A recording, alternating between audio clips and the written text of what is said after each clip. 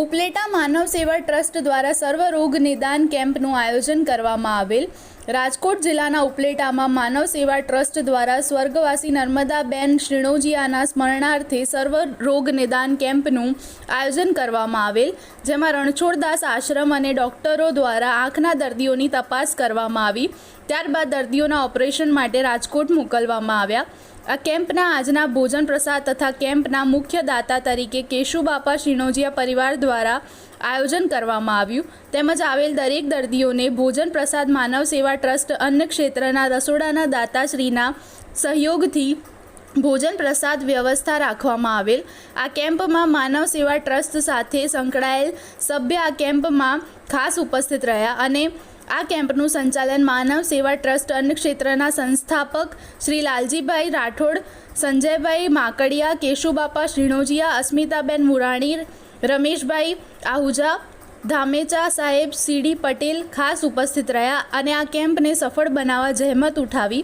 આ કેમ્પમાં ખાસ કરી ઉપસ્થિત રહેલા તમામ ડોક્ટરો દ્વારા દર્દીઓને તપાસવામાં આવ્યા, સેવાઓ આપી હતી। માનવ સેવા ટ્રસ્ટ દ્વારા ઉપલેટા શહેરમાં 25 વર્ષથી પણ વધુ સમયથી આવી અનેક પ્રકારની સેવાઓ કરવામાં આવે છે।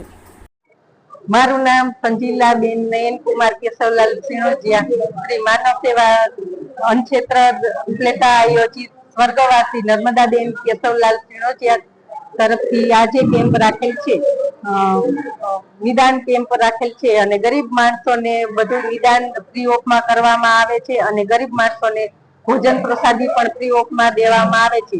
તેના મારા સસરા કેશુભાઈ એમાં સેવા આપે છે અને માનવ સેવા ટ્રસ્ટ બધી સેવા બહુ જ આપે છે, જુદા જુદા ક્ષેત્રમાં, એજ્યુકેશનમાં, પછી પર્યાવરણમાં, વિવિધ કાર્યમાં, બધેમાં ક્ષેત્રમાં સેવા આપે છે। તે બિરદાવીય જેવી છે। મારું નામ કેશુભાઈ શિણોજિયા। આજ રોજ માનવ સેવા ટ્રસ્ટ તરફથી મારા સ્વર્ગસ્થ પત્ની નર્મદાબેન કેશુભાઈ શિણોજિયાનો સર્વરોગ નિદાન કેમ્પ રાખેલ હતો અને માનવ સેવા ટ્રસ્ટમાં હું પણ સાથે જોડાયેલો છું અને માનવ સેવામાં આ જાતની અસંખ્ય પ્રવૃત્તિઓ કરવામાં આવે છે। ભૂખ્યાઓને ભોજન આપવામાં આવે છે, દવાખાનામાં પણ સેવા ટિફિન સેવા પૂરી પાડવામાં આવે છે। એ સિવાય ગરીબ ઝૂંપડપટ્ટીના બાળકોને ભણાવવાનું તથા ગરીબ ગુજરાત દીકરીઓને સિલાઈ મશીન તથા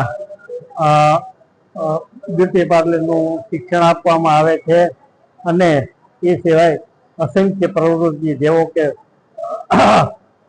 જે ડેડ બોડીનો કોઈ વારસદાર ના હોય એની ડેડ બોડીની પણ માનવ સેવા મારફત વ્યવસ્થા કરવામાં આવે છે અને અસંખ્ય બીજા દર્દીઓને સેવા આપવાનું કામ માનવ સેવા કરે છે।